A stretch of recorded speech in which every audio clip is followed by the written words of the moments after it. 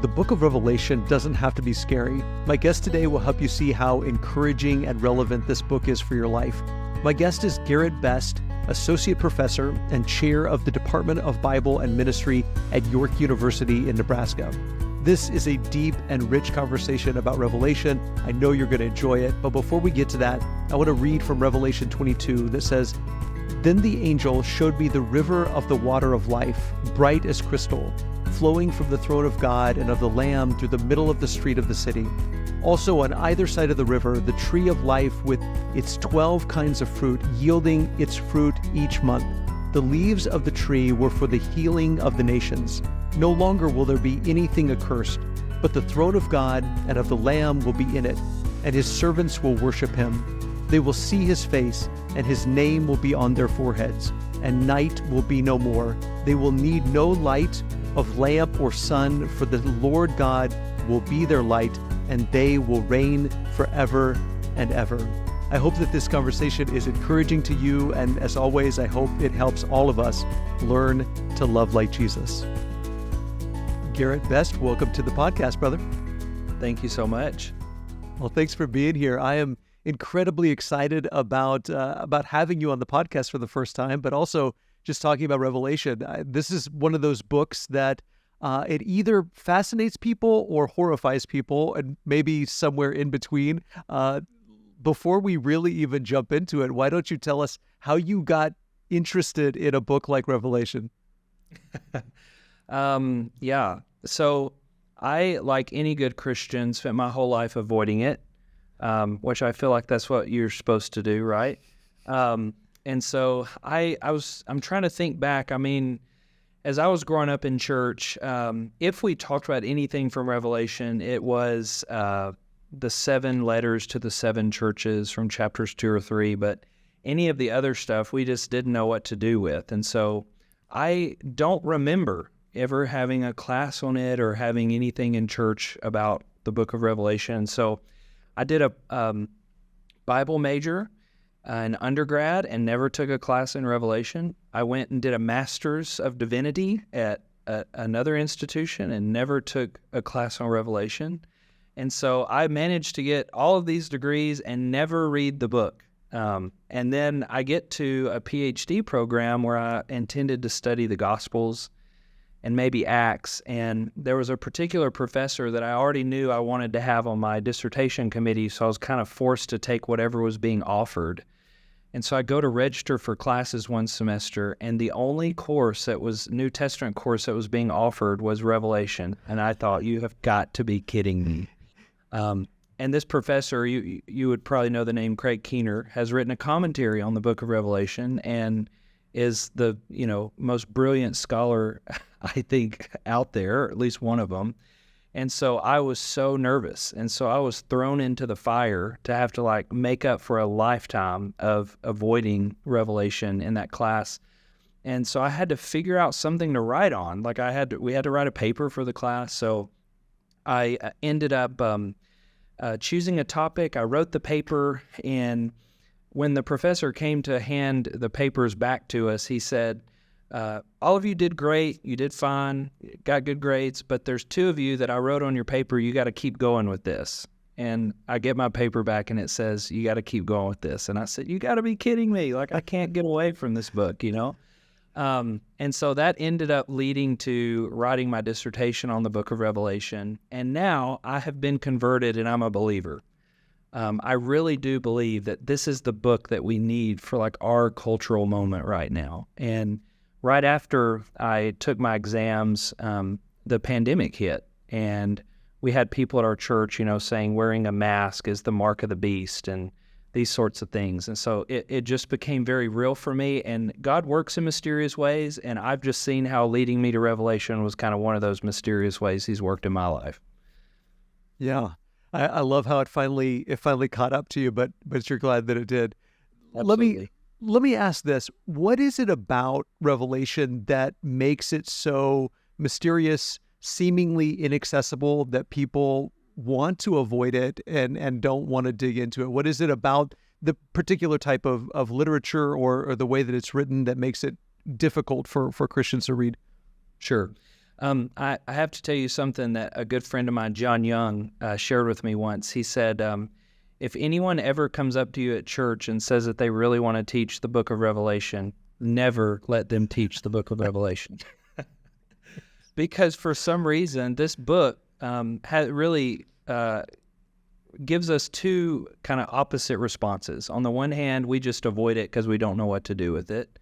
But on the other hand, I think another reason we stay away from it is it's attracted, a certain type of person to this book who comes in and actually thinks they know everything about it and has all these secrets that they'll reveal to you about what's going to happen in the upcoming election and what the conflict with Israel and Gaza means, and how it's related to the book of Revelation. And so we see these like really polar opposite, just extreme avoidance or just overwhelming interest, and we kind of it's just easier not to talk about it.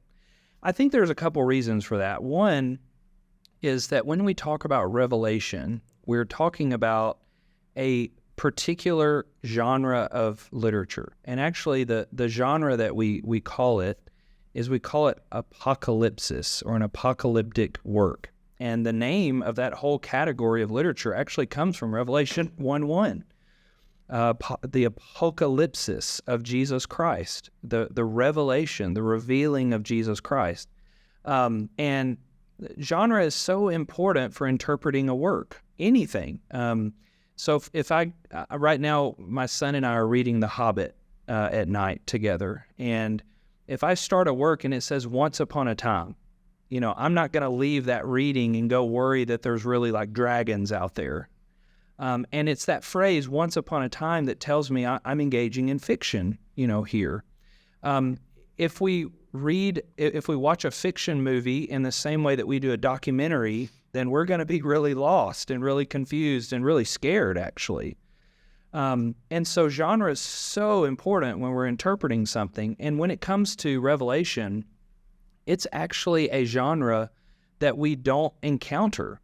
We don't see very many apocalyptic texts because outside of the book of Revelation, at least in our Bibles, there's only one other section. It's the second half of Daniel, so Daniel 7 to 12, that we would call apocalyptic. And then there are a few subsections, like Isaiah 24 to 27 is called the little apocalypse, and you have Zechariah 12 to 14 and Joel 3. So you have these minor sections here and there. But even in the book of Daniel, like if you were to ask your audience, they probably know quite a bit about the three young men in the furnace and Daniel in the lion's den. But once we get to 7 through 12, that section's like, stay away from that. It's a different kind of thing. But what I like to tell people is on about 200 years on either side of the book of Revelation, so from about 200 BC to 200 AD, we have about 37 apocalypses that have survived. So the Jews knew how to read this. They had apocalypses: first Enoch, second Baruch, fourth Ezra, apocalypse of Abraham. Christians loved apocalyptic texts as well. In fact, one of the earliest literatures that Christians love that is not in the New Testament is the Shepherd of Hermas, which is an apocalyptic text. And so Christians and Jews around the time of the writing of Revelation knew how to read this genre, and we just don't. And that is one of the reasons that we, I think, have a hard time with it, which is why we need nerdy people to come in and read those other apocalypses and see how they work and figure out kind of how this genre works, so it will help us, understand and interpret the book of Revelation. So that's one reason, I would say. And then when you do that, what you see is that the other apocalypses, they communicate profound messages, but they do it through things like symbolism, through images, through drawing on myths that are out there, through the use of like symbolic numbers and things like that. And so I think the genre issue is a big issue for us. A second reason that I think we really struggle with the book of Revelation is because of every New Testament text, there are more allusions to the Old Testament in the book of Revelation than any other. It is, I tell my students, if we took Revelation and rang it out, it would just drip with Old Testament text. And here's the thing about it. There's not a single quotation of the Old Testament. There's no quotes. So whereas in the Gospel of Matthew, this was done to fulfill, and then it has, a quote, there's none of those in Revelation.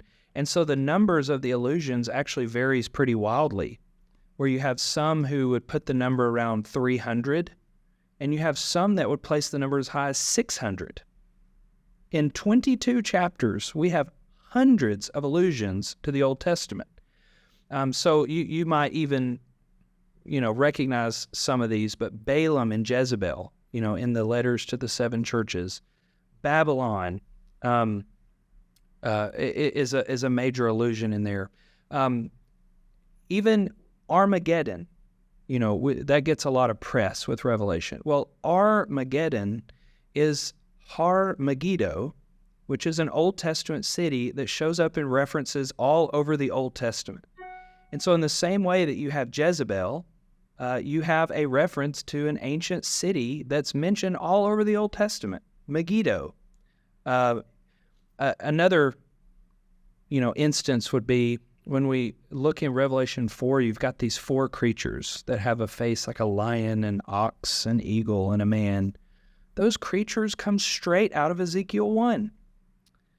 We get all bent out of shape about the number 666 and the mark of the beast and this idea of being marked on the forehead.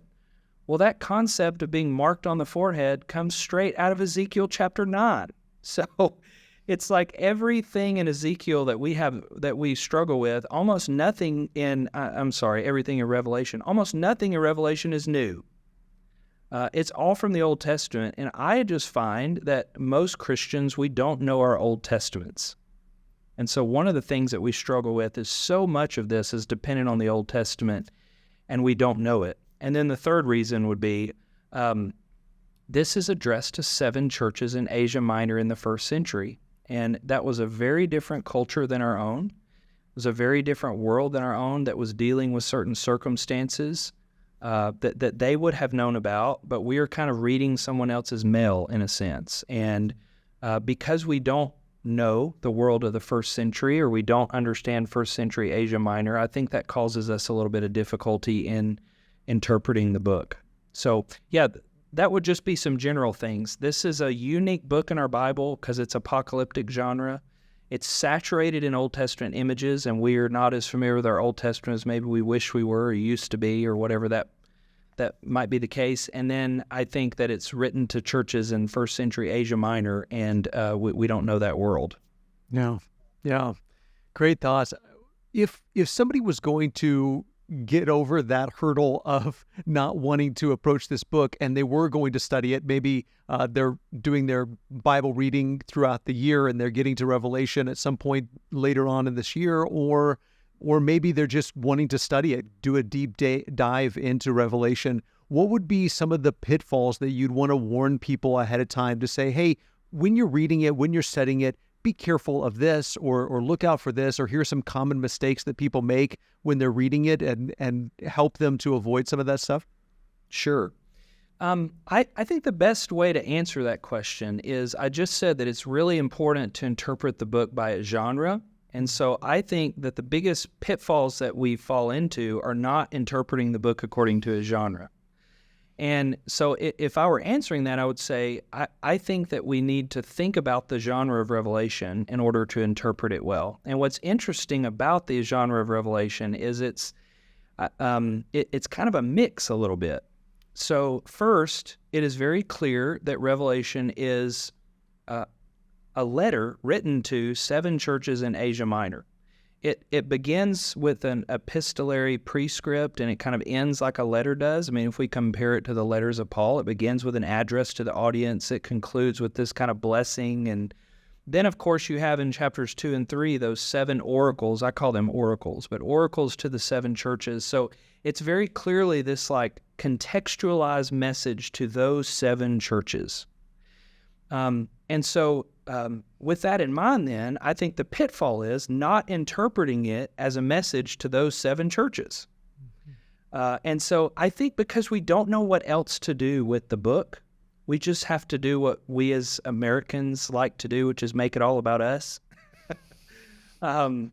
because we just don't know what else to do. And that's kind of what our initial impulse is to when we read Scripture is, what does this mean for me?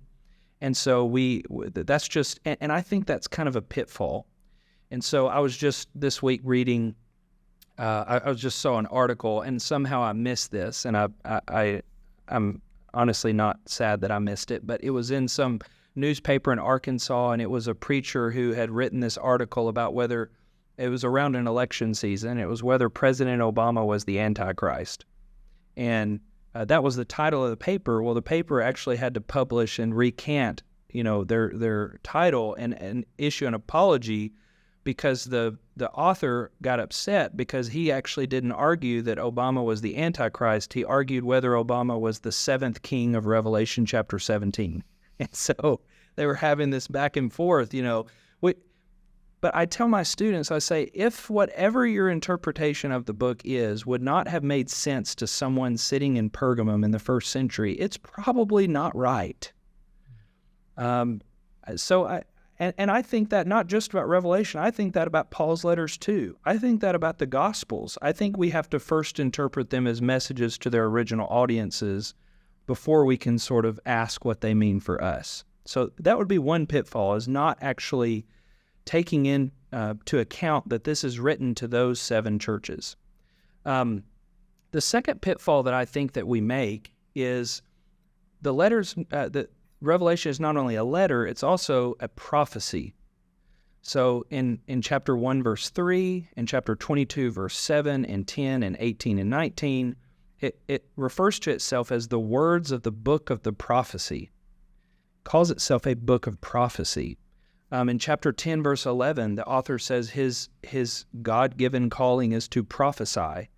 And in chapter 22, verse 9, the author describes himself as kind of being in a circle of prophets in Asia Minor in the first century. And so it's very clearly a prophetic book. And so we have to interpret it then as a prophecy. And I think the pitfall is that we tend to equate prophecy with future telling, when I think prophecy is more accurately understood as forthtelling.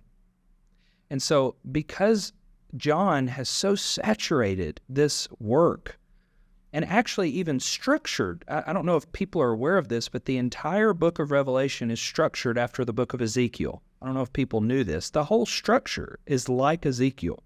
And it makes sense that John would see himself like Ezekiel. So Ezekiel is our prophet who's in exile. Well, where is John? Ezekiel starts off by saying, I am on, by the river Kabar. Well, John says, I'm also by a body of water. I'm out here on this island.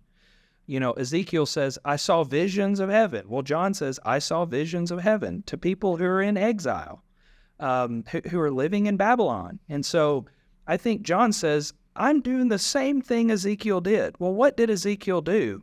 The prophets in the Old Testament are not simply telling the future.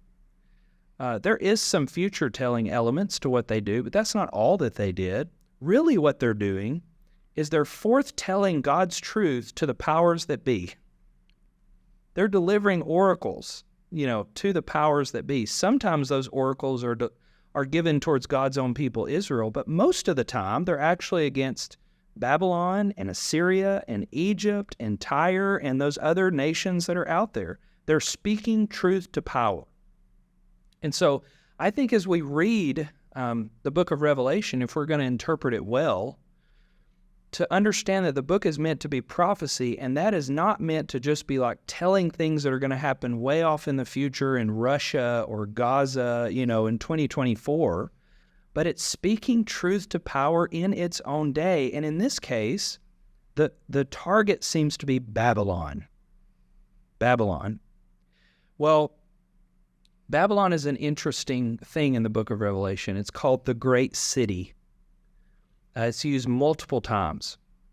We have another interesting reference in 1 Peter 5:13, where it seems like in another New Testament book, the city of Rome is kind of referred to as Babylon. So that seems to be a theme there. But we also have some other apocalypses, like 4th Ezra and 2nd Baruch, that refer to Rome as Babylon. So this seems to be a thing that apocalyptists we're used to doing is drawing a connection between Rome and Babylon as the major world power.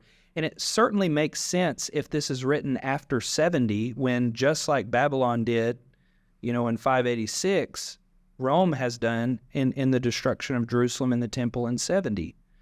I think there are just clear references in the book of Revelation that Babylon is Rome. So in chapter 17, verse 9, she is seated on 7 hills. Well, this is a picture that everyone would have known of the goddess Roma seated on the 7 hills. This is literally printed on their coins. And what is the city set on 7 hills? It's Rome. So I think there's just clear indications that Rome, and so just like Ezekiel did in his day, John is speaking truth to power. And I think that we miss something about the book when we don't understand its prophetic spirit. And then the third thing, so letter, prophecy, third one is apocalypse. When we understand that it's using symbols and imagery to teach, then we are interpreting it well. And what I find happens a lot of times is that it's very clear that the book is using numbers in this symbolic way. 7 is completion and perfection, and 4 is an important number. And anytime you see 12, it's the people of God, like the 12 tribes or the 12 apostles. But then we get to the number 666 and we just lose our minds. We see that time seems to work in unusual ways, but then we get to the 1,000 years and we lose our minds. And so it's sort of losing sight of how apocalyptic imagery and symbolism works. I think that's one way that we end up doing this. And I think John actually, even if you've never read another apocalypse, John actually trains us in that first chapter on what he's doing with this imagery.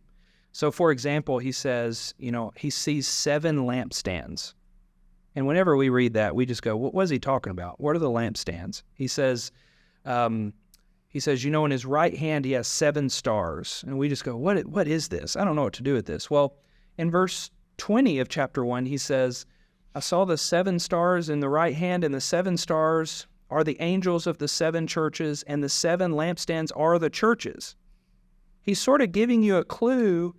Whenever you see this imagery, whatever the image is, whatever the symbol is, you need to be asking, what does this represent? What does this mean? What does it stand for? And so I think when we forget to interpret it like a letter, when we forget to interpret it as prophecy, speaking truth to power, and when we forget that we're supposed to be interpreting it according to the ways that you would interpret the symbolism of an apocalypse, I think we get lost. And I don't know if you want to talk about this. I'll leave this up to you. But I think the main way that this is being kind of drawn into our culture right now is through these Left Behind readings, through Hal Lindsey and Late Great Planet Earth. When Kirk Cameron and when Nicolas Cage are starring in Left Behind movies, I think this is sort of dominating the kind of cultural perspective on what's happening in the book. And to me, all of those readings only happen if you are not interpreting it as a letter and a prophecy and the way that I think first century apocalypses should be interpreted.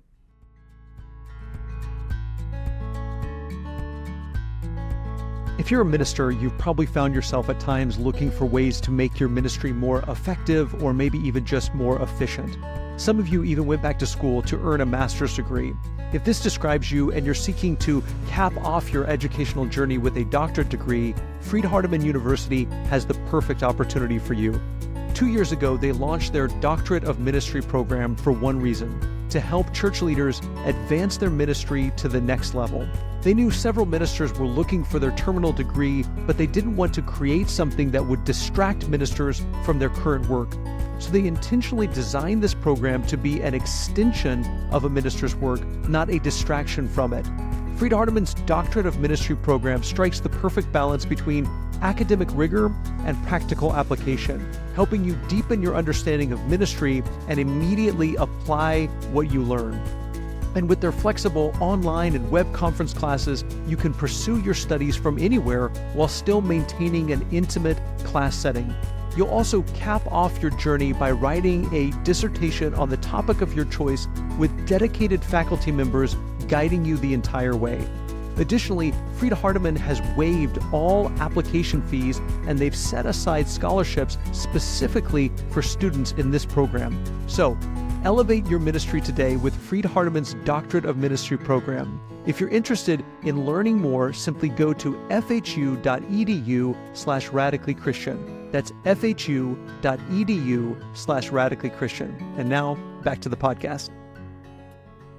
Well, I think that there's both those that read Revelation that way, sort of that premillennial dispensationalism, and adopting that sort of left behind mentality and reading the newspaper in one hand and the book of Revelation in the other hand. But then I think that there are so many people, especially in our fellowship, who avoid Revelation because they have learned to interpret it and just say, well, it is a scary book, quote unquote. We'll get to that in a second, but they look at it and they say, but it's all done. Like, that has nothing to do with us now. And I think that maybe there's an overreaction that direction, and we sort of lose the relevance for what relevance does it have for us now. But let's kind of talk about what was the relevance then. I think that so many people read Revelation and they just say, that's a terrifying book. I always tell people, if you're scared when you finish reading Revelation, you probably didn't read it correctly, because it's not supposed to be scary.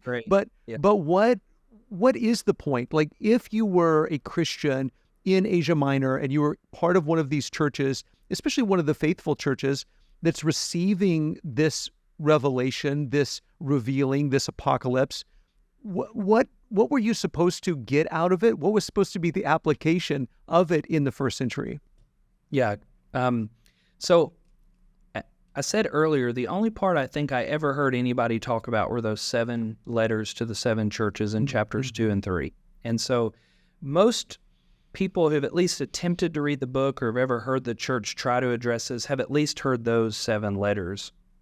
And I think we could start there in talking about what it's supposed to do, because those 7 letters actually play a really important role in the book of Revelation. So what those 7 letters are doing is setting up the issues that the rest of the vision is addressing. So in chapter 1, you get this incredible vision of the exalted Jesus that is drawing on the Old Testament, Daniel 7 and 10. And then that Jesus is delivering messages to these 7 churches in Asia Minor. And because all the churches are in Asia Minor, they're actually not that far up the road from one another, and we can imagine that the situations in these churches are actually kind of similar. And so what is going on in one church is likely also happening in some of the other churches. And so let's pay attention to what's going on the ground in these 7 churches. And if we read those 7 oracles very clearly, I think we see at least 3 categories of distinct things that the rest of the book is trying to address. So the first thing that we see in those 7 letters is that there is conflict with outsiders. The church is experiencing conflict, and it comes from a couple of different directions. So in the church in Smyrna and Philadelphia, they're being slandered, it looks like, by local synagogues. And at least in Smyrna, the synagogue is denouncing them to local government, because then the Roman officials, it says, some of you are going to be put into prison for 10 days. Well, the synagogue has no power to imprison people, so this is now the government getting involved in this. But the most extreme example is in chapter 2, verse 13, in the city of Pergamum. There's a guy named Antipas that we don't know anything about who was martyred.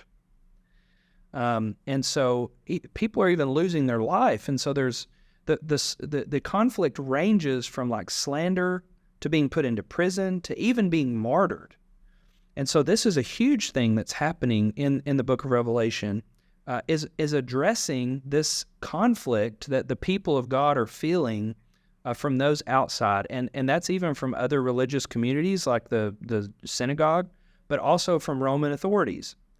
So that's the first thing that's going on. The second thing that's going on is there is a cultural pressure to assimilate. And what we see happening in these churches is that there are some named false teachers. So in Pergamum and Thyatira, we learn about Balaam and Jezebel. Now, again, those are 2 Old Testament names. So it's not really their names. It's just whatever you know about Jezebel and Balaam in the Old Testament, you need to bring that forward and apply to these two individuals. And who are Jezebel and Balaam in the Old Testament? They are people who are trying to lead the people of God astray and trying to harm the people of God. Well, we also have another individual named in 2:15, Nicholas, and there's a group that follows him, the Nicolaitans. And in Ephesus, we read about a group of false teachers. So what's going on with all of these, Well, John actually tells us in Revelation that they're accused of two things. They're teaching the Christians to assimilate to culture, and it mentions two things: sexual immorality and idolatry. Sexual immorality and idolatry. Now, one of the things we need to know about idolatry in the first century world, and in Asia Minor in particular, is that when we hear idolatry, we think about worshiping the gods, and that is absolutely a part of idolatry. So Zeus and Artemis and all of these people, Apollo, those absolutely are involved in idolatry. But one way that idolatry takes a unique shape in Asia Minor is that outside of the city of Rome, Asia Minor is the seat of emperor worship.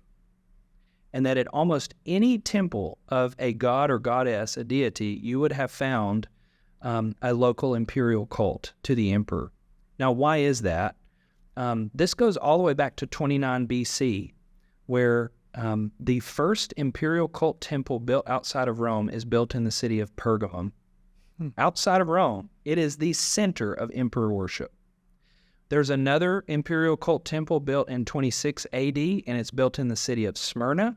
And there's another one that's built in 89 to 90 AD, and that's built in the city of Ephesus. Do those sound familiar? Perga, Smyrna, and Ephesus. Outside of Rome, this is where the worship of the emperor happens.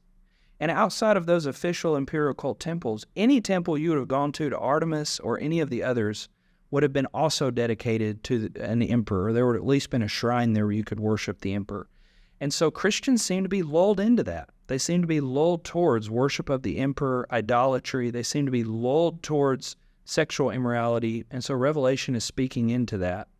And then the third thing that we see in these letters is these churches are growing complacent in their faith. And part of that is that cultural pull. So in Sardis, he says, you have the appearance of being alive, but you're really dead. The one that most people are probably familiar with is Ephesus. You have lost your first love. In Laodicea, they're actually saying, I am rich, I have prospered, I am in need of nothing. If there's anything that lulls you into complacency, it's wealth and ease. And he's telling, Laodicea, it's too good. Life is too good. You're kind of losing your zeal and your faith. So those three things, I would say, are what's happening in the churches: conflict with outsiders, complacency in their faith, and a pressure to assimilate to culture. And the rest of the vision responds to that. And so we have so much we could talk about, but I'll just mention two. I'll just mention two ways the rest of the vision responds to that. One is that right after you have those 7 oracles to the 7 churches, and it lays out those three issues that are happening on the ground, what's the next thing that comes in chapters 4 and 5? It's the vision of the one. John is invited to look into heaven, and there he sees a throne and the one seated on the throne. That word throne is going to show up 47 times in the book. And so the first vision that you get is the vision of the throne and the one seated on the throne. And you have to look up to heaven to see it.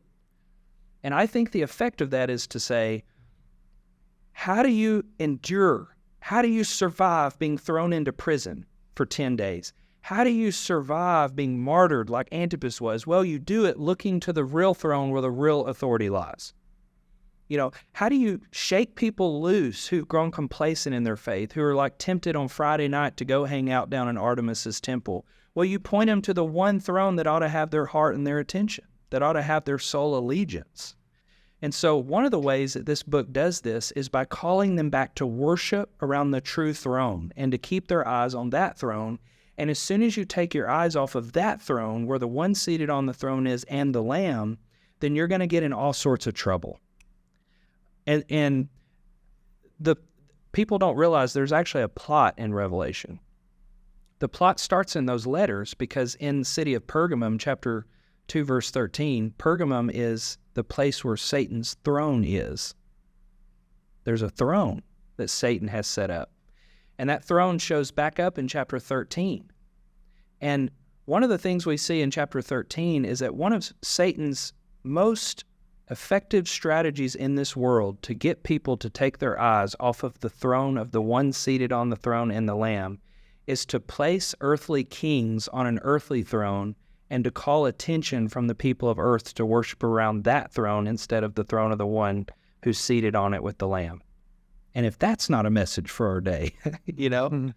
And so this is one of the ways that Revelation does this. I mean, one of the reasons we love Revelation, I would say this book has had more effect on our hymns than any other book in the New Testament. And in the book of Revelation, there are 15 hymns. Why is there so much singing? Because the book is about orienting your worship around where it ought to be oriented, which is the throne of the one seated on it and the Lamb. And that's a huge... And so the book poses this question: what throne are you at? Are you, worshiping before that throne, or are you worshiping before Satan's throne with earthly kings on it? Are you living for Babylon, where Satan's throne is set up, or are you living for the New Jerusalem, which is where God's throne is? Which world are you living in? Ask that stark question. So one way that it addresses those things is this question of who you worship, where you worship. The second way that I would mention, there's so many things we could say, but the second thing I would say is it addresses this question by the theme of faithful witness. So the very first thing that's said in the book is, in chapter 1, verse 4 and 5, the very first thing said about Jesus is he's the faithful witness. And then the next faithful witness we meet is in chapter 2, verse 13, Antipas. And how did he be a faithful witness? Well, he gave up his life. And then in the very center of the book, and by center I mean literally and figuratively, it is the very central chapter, chapter 11. And everything that has been before it is leading up to chapter 11, and everything that plays out after it is playing out chapter 11. It's, I think, the central message of the book. It's actually, we've been introduced to the scroll, and the 7 seals have been popped off one by one. We're like, what does this thing say? Well, chapter 11 is what it says. And what does it say? It's a message about 2 witnesses. There's that word again. And the witnesses, the short version here, have all kinds of characteristics of the people of God. And the biggest characteristic I'd point out is it says the 2 witnesses are 2 lampstands. There's our word again that John told us in 120 what to do when we hear about lampstands. It's the church. I think the call in chapter 11 is for the people reading this book. It's for us. It's for Christians. What are we supposed to be? Just like Antipas, we're supposed to be faithful witnesses in our world. Witnesses to what? Witnesses to exclusive allegiance to the one who's seated on the throne and to the Lamb. And we fail in that calling when we take our eyes off of that throne and misplace our worship. And so the call of the book is, who are you worshiping? And wherever you are planted, whatever city you are in, you are supposed to be a faithful witness to the one seated on the throne and to the Lamb. And that's sort of 2 ways I think that this book addresses those churches. There is a lot of judgment in the book. There's also a lot of hope in the book. And I think the message to those Christians is, to those of you that are hurting, that are suffering because you're not going to the temple on Friday night, to those of you that are not compromising your faith in worshiping the emperor, there is hope coming for you. But for those of you that are compromising, you have hitched your cart to the wrong horse. You are headed towards, something that is not going to be enjoyable. And so I do think that's kind of the function of a lot of that judgment and hope in the book. I'm so glad that you used the word exclusive allegiance to Jesus. As you were talking, I kept thinking about both what was happening in the first century then, but also going back to Israel's history, what led to their captivity in Babylon in the first place, and that was syncretism. They never got to the point, of course, where they exclusively worshiped foreign gods, but they always tried to have Yahweh plus these other gods. And I think one of the things that, to make this a little bit more about our time and now an application, I think one of the things that we've tended to do is compartmentalize our lives so much that we don't even realize when we're being idolatrous, specifically when it comes to the area of politics. And we have this tendency to think, well, that has nothing to do with my religion, that has nothing to do with Jesus. And yet we give our allegiance, our devotion, our loyalty to a party, to a flag, to a person, to a politician, whatever, and not realizing the divided allegiance. You use the word compromise, how much we're compromising our allegiance and loyalty. So to kind of take this book and say, what relevance does this have for us now? It's not the relevance, I don't think, that so many want to, look at the newspaper and look at Revelation. But I think there is a way we can look at Revelation and look at the newspaper and say, we have the tendency to fall into the same sinful traps, even followers of Jesus. We have the tendency to fall into these same traps and give our loyalty to other gods, or to, it seems what you're saying, that Caesar and the worship of Caesar, this imperial cult, he doesn't ever say that specifically, but he says the throne of Satan. And it's a very stark contrast. And so help us to see the relevance for how do we take this and use this to help us navigate our current political or just cultural world. Yeah, I will add that I think the imperial cult is so obviously there, particularly in chapter 13. Chapter 13 is a satire of the imperial cult. So you have the first beast who comes from the sea, has 7 heads. Well, I wish John had said it here in 13, but he saves it to chapter 17 where he says, the 7 heads are 7 kings. Well, who would that have been for people living in the Roman Empire, right? And then he says, everyone, every nation, language, tribe, and tongue falls down to worship the beast. Who can defeat the beast? And they fall before his throne and worship him. Well, how would they have understood that? Of course, they understand that. And then the second beast comes along, and its whole job is to set up images and get the whole world to worship the first beast, who are the 7 kings. What is that? That's imperial cult. We don't have time to talk about this, but the number 666 is so clearly, I think, Nero Caesar is sort of a reference to a particular, king, and so receiving his mark is worshiping him. It's bowing the knee to Caesar. It's bowing the knee to these kings. It's giving in to that imperial cult. So that is so very clearly here in this book. And I tell my students, I ask them, do you feel like the church is divided over politics? And they say, absolutely. And I say, it's almost as if, what if we had a New Testament book that spoke directly to this, oh, yeah, we do. We've just not read it, or at least not understood it. And I believe that in the unveiling, in the revelation, and I think that's what Revelation is it pulls the curtain back and it shows us what's really going on in the world. And what Revelation shows us when the curtain is pulled back is to say that one of Satan's biggest strategies, Satan, if you follow chapter 13, it's actually Satan's throne, but he lets these other kings sit on it. And that is in Revelations, and what it reveals to us, that is one of his biggest strategies in the world, is to use worldly thrones to distract us from our worship of the one seated around the throne. I see this all the time in politics. I see Christians today sharing things like, one of the ones that I saw sharing was obviously recently in recent American, politics, building walls has been an important, topic and controversial topic, southern border wall. And there was a prominent pastor from Texas, actually, who was going on TV and saying, there's even going to be a wall in heaven. Revelation says so. And so, this justifies building a wall. Well, I don't want to get in the politics of that, but as someone who cares deeply about interpreting Revelation well, did this pastor read Revelation 21:24-26 that says the gates of the wall will never be shut and people will come into it day and night? It's like people are even misusing Revelation, in some of these conversations, and it concerns me deeply because I care about interpreting Scripture well. I think what Revelation is trying to do for us is to get the people of God to develop a kind of discernment so that we can see.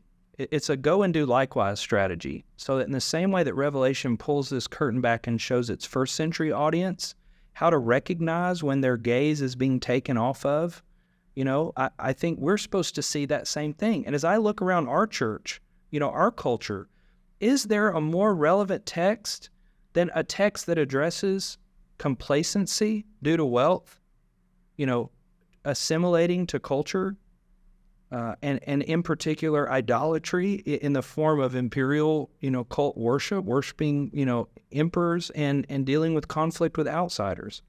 That's why I say I've been converted to believe that this is actually the most relevant text for our moment, and it's trying to get us to cultivate those kinds of eyes of faith to see the world clearly, to develop this kind of discernment, to see when this is happening, to see how the devil, Satan, uses imperial propaganda to lure people in, uses all of these visual and mythic and otherwise, ways of drawing people, and to say, no, you can't have your attention given from exclusive allegiance to the Lamb.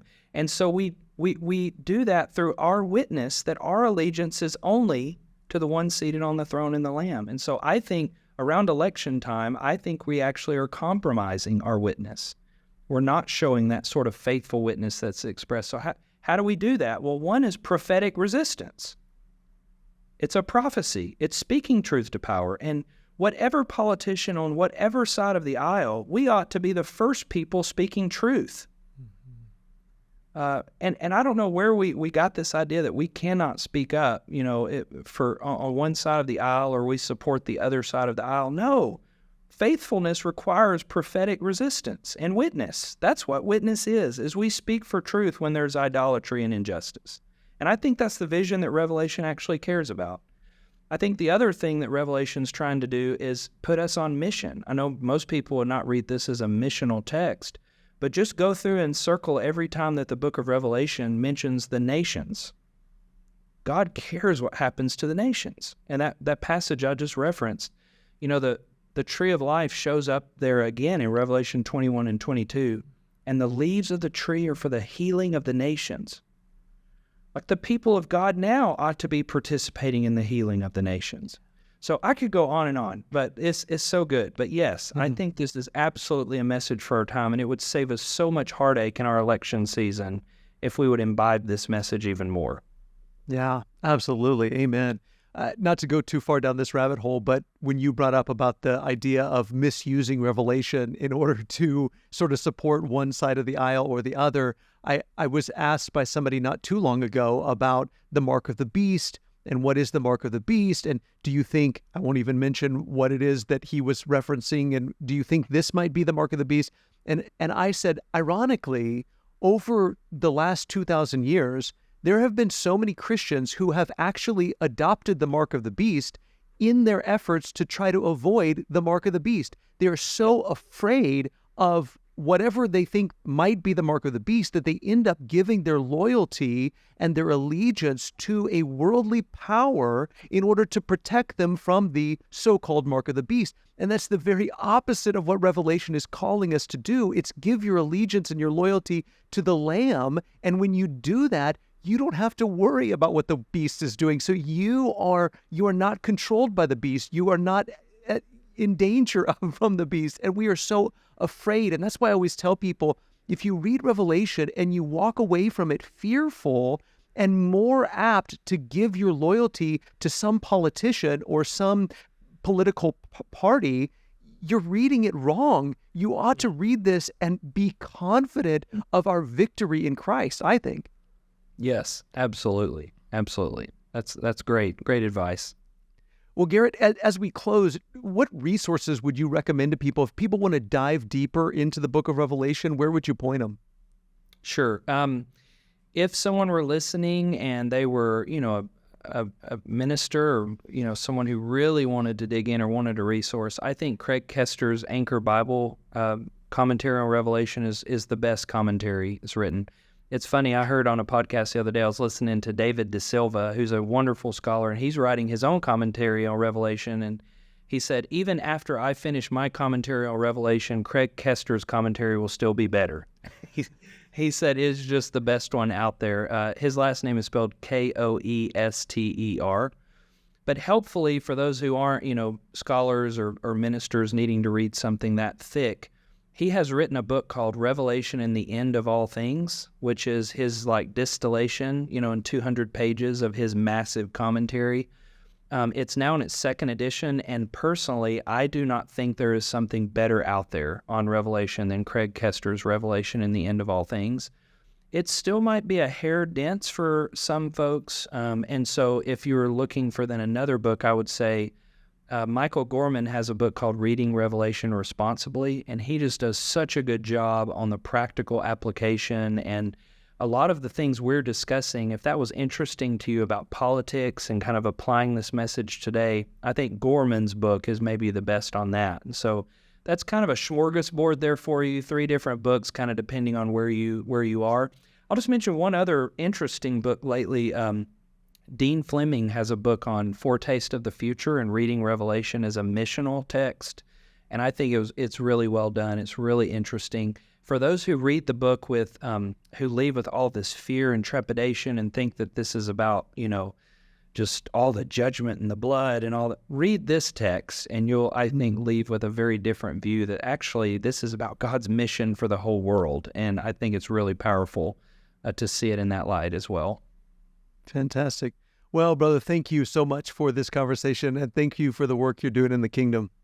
Thank you for having me. I always love nerding out about Revelation. Awesome. Thanks, brother. Thank you.